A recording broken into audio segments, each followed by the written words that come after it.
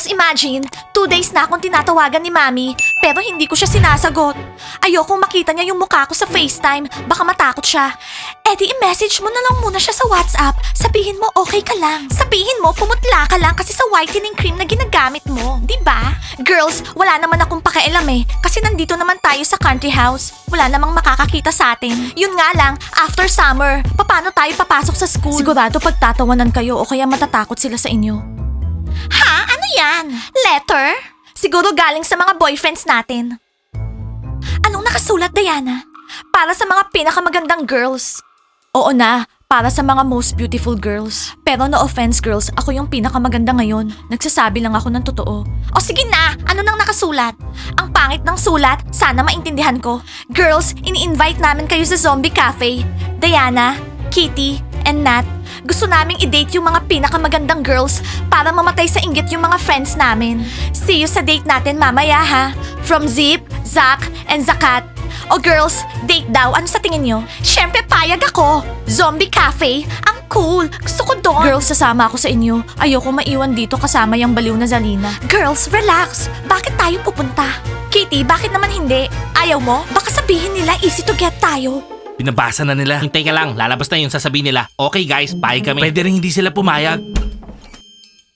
Guys, anong ginagawa nyo dyan? Nakikinig? Guys, pwede ba tumayo kayo? Naka-short skirt ako, no? Yung tungkol sa date, pag-iisipan muna namin. Ano ba girls? Sige na, pumayag na kayo. Maraming cool teenagers dun. Pati yung mga popular basketball players, football players, tsaka musicians, marami. Rock and roll, may live music girls. Cool!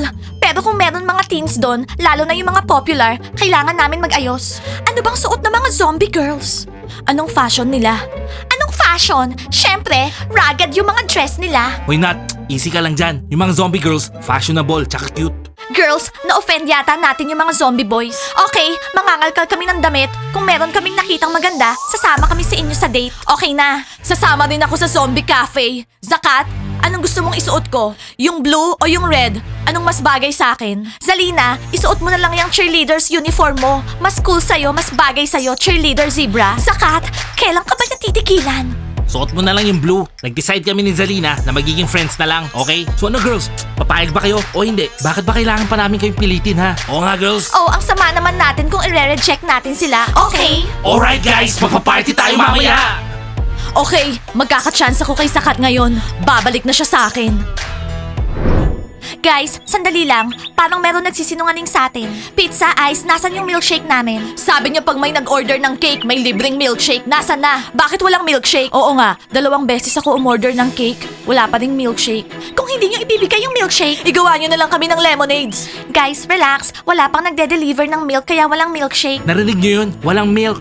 Tsaka wala pang lemon para sa lemonade. So guys, walang milkshake tsaka lemonade. Tara na nga, umalis na tayo dito. Alam mo Ice, sinungaling ka. Balik namin dito, wala pang milkshake. Yari ka sa akin ha. Guys, relax lang. Kapag may pinramis kami, gagawin namin. Basta, maghintay lang kayo. Pasensya lang. Kapag dumating yung milk, igagawa namin kayo agad ng milkshake. Tatawagin namin kayo. Teacher Mike, palitan mo na nga yung si pizza tsaka ice. Oo nga, hindi nila ginagawa yung mga orders namin. Kunwari pa. Girls, hindi pwede. Sila Ice ang best barista dito. Natatawa ako sa mga taong to. Namumroblema sila dahil sa milkshake. Oo nga pare, mas malaki problema natin. Okay lang yan, makukuha na natin yung kotse mamaya. Okay guys, dapat pag-usapan natin na maayos to. Ang importante, mabawi natin yung mga girls. Ang kailangan natin gawin, kailangan natin silang ikis. At para bumalik na sila dito sa country house. Pagkatapos natin sila ikis, babalik na sila sa normal teenagers. Okay guys, gawin na natin yung sulat. Ikaw naman mascot, ikaw ang mag-aabot itong sulat kina Diana, okay? Ako? Bakit hindi na lang natin silang hintayin pumunta dito? Bakit pupunta pa ako dun ha? Mascot, iabot mo tong sulat. Kailangan mabalik natin sila sa pagiging normal. Hindi sila pwede maging zombie forever. Kasama yung mayayabang na zombies na yun. Okay guys, gawin na natin yung sulat. Tara, dapat yung sulat natin sa kanila medyo kakaiba. Hindi sila makakatanggi. Kaya kailangan about sa parents nila. Sabihin natin, girls, imagine niyo yung mga parents nyo. Anong sasabihin nila kapag nalaman nilang zombies kayo? Tama, at kailangan nilang bumalik dito sa country house para sa mga parents nila. Guys, sigurado ako tatalab to. Kasi alam ko yung mga girls, mahal na mahal nila yung mga parents nila. Mismo, babawiin na natin yung mga girls. Basketball players, saan kayo pupunta? Hindi ba kayo naboboard? Nandito naman kami, mga beautiful frogs. Pwede ba tigilan nyo kami? Wala kaming pakialam sa inyo, mga palaka. Basketball basketball players, saan kayo pupunta? Huwag niyong sabihin pupunta kayo sa zombie house. Kung pupunta kayo doon, siguraduhin yung di na kayo babalik dito. Hindi namin kayo parents. Huwag nyo kami sabihan ha. Sabihin nyo sa mga girlfriends ng zombies, yung kotse namin, balik nila. Oo, Smiley, yung kotse ko, balik nila. Hindi ko kotse yun. Hindi ko problema yan. Oo, problema nyo yan. Gusto mo ba yung mga basketball players na to? Gusto mo mag-basketball ako eh. Pwede, para maging friends mo naman yung mga cool guys. So girls, anong gagawin natin? Suggestion? Basta ako, isusuot ko tong summer dress. Very modest. Bagay na bagay para sa first date. Ako, eto yung isusuot ko. Gusto ko, matandaan nila ako dun sa party, yung beautiful Diana. Ako, magsusuot ng color blue. I'm a blue girl. Ako yung binigay mong leopard leggings. Hindi naman ako zombie, kaya kahit ano pwede. Oh, Zalina, hindi ka pa magpapalit ng damit? Huwag na kayo mag-effort. Hindi naman kayo papansinin doon. Mapapahiya lang kayo. Pwede ba tumahimik ka dyan? Naiingit ka lang. Kahit anong isuot namin, lagi kaming pinapansin. Zalina, naiinis ka ba? Eh di isuot mo na yung blue dress mo. Sumama ka na sa amin. Tara na. Zalina, tingnan mo tong leopard leggings ko. Ang ganda, di ba? Wala namang maganda sa suot nyo. Walang papansin sa inyo doon. Ah, talaga? Tignan na lang natin mamaya. Siguradong maiinggit yung mga zombie girls doon. Kasi kami yung pinakamaganda.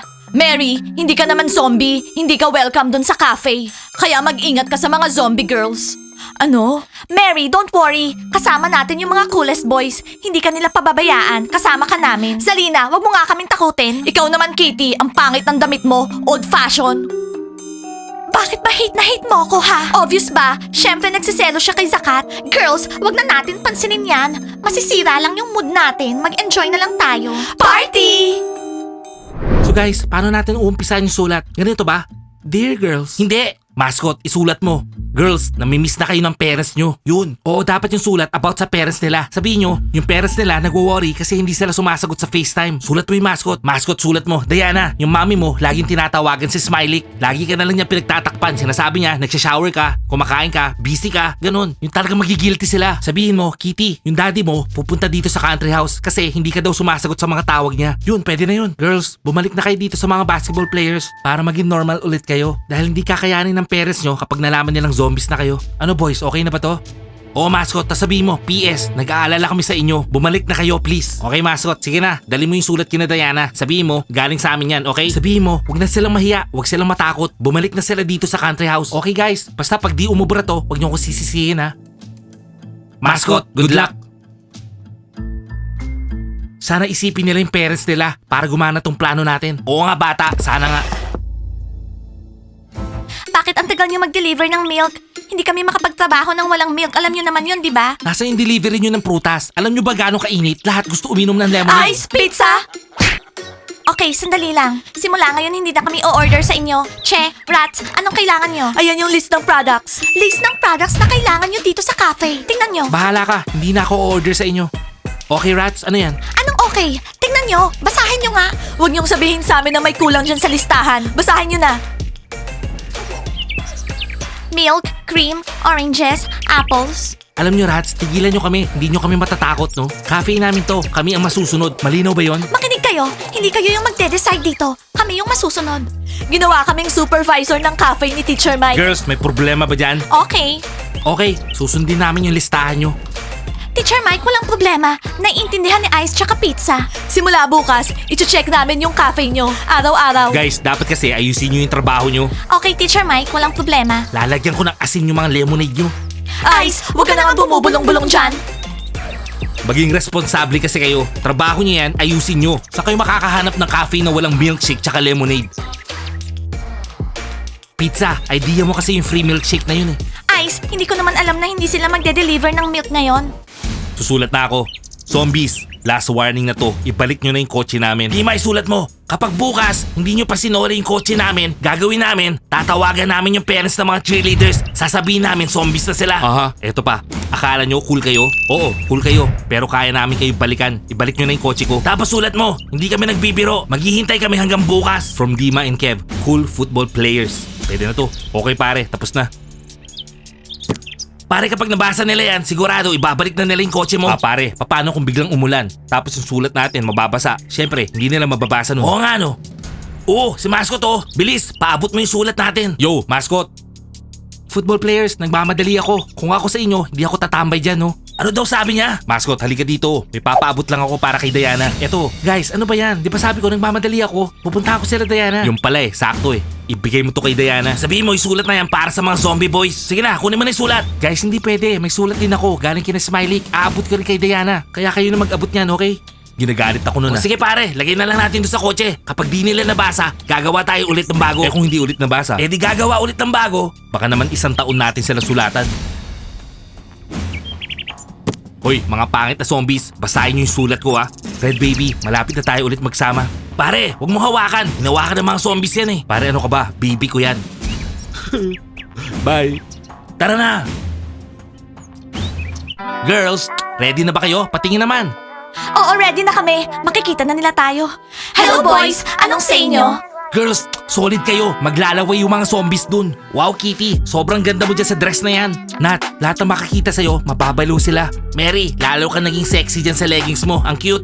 Sabi sa inyo girls, magugustuhan nila yung itsura natin. Okay boys, punta na tayo sa zombie cafe. Boys, hindi ba ako aawayin ng mga zombie girls sa cafe? Girls, kasama nyo kami. Ano ba kayo? Huwag kayong mag-alala. Walang gagalaw sa inyo. Okay, sinong magpro-protect sa akin? Mary, si Zoop. Okay, si Zoop. Ano, pupunta na kayo sa party? Oo, hindi ka ba sasama sa amin, Zalina? Zalina, ba't di ka nakabihis? Nag-change mind na ako, hindi na ako pupunta. Okay, Zalina, aalis na kami. Bye! Bye, sis. Bye! Bye, sis! Bye, Zalina! Ako dapat yung kasama ni Zakat.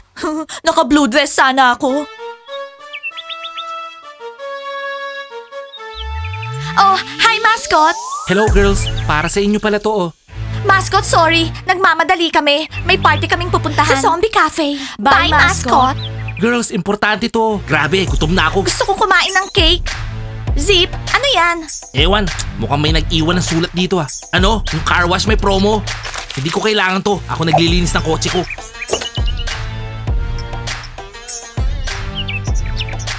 Ano babe? Ready ka na ba mag-party? Ano guys, tara na ba? Okay guys, tara.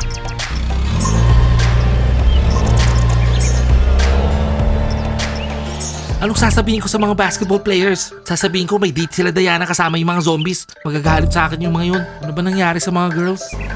Zip, ihinto mo. Bakit Diana? Ayaw mo pa pumunta sa cafe? Gusto ko pumunta sa cafe. Kaya lang nagigilty ako kay mascot. Balikan natin siya. Ano ba yan? Nakakainis yung mascot na yan. Okay, sige na. Pasalamat siya, mabait siya. Tsaka gusto niyo siya. Eto na, babalik na. Zip, promise ko, itatanong ko lang sa kanya kung anong gusto niya. Tapos pupunta na tayo sa cafe agad. Oo na. Mascot? Oh, Diana. Mascot, sorry sa nangyari. Hindi kami nakapag-training ngayon kasi may date kami kasama ng mga boys. Sorry talaga, bukas mag-training tayo. Ano pala yung gusto mong sabihin? Diana, wala namang kinalaman to sa practice natin. Eto, pinabibigay ng mga basketball players. Sulat galing sa basketball players? Oo, basahin mo. Sige na, hindi na kita iistorbohin. Girls, nagwo-worry yung mga parents nyo sa inyo. Bakit daw hindi kayo sumasagot sa FaceTime? Diana, laging tumatawag yung mami mo kay Smiley. Lagi na lang siyang nagdadahilan na nasa shower ka, o kaya kumakain ka, o kaya busy ka. Yo, Diana, ano na? Umalis na si mascot. Ano pa ginagawa mo dyan? Tara na. Kitty, yung daddy mo pupuntahan ka sa country house. Oh my God, hindi alam ng parents namin na naging zombie na kami. Trouble to. Ayan na ako, Zip. Bye, mascot! Ano ba? Aalis ba tayo o hindi? Guys, like and subscribe to the channel and don't forget to hit the bell. See you on our next episodes. Ano kayang gagawin namin? I-comment nyo sa baba. Siguro kailangan malaman na ng parents namin yung nangyari sa amin. Okay, bye!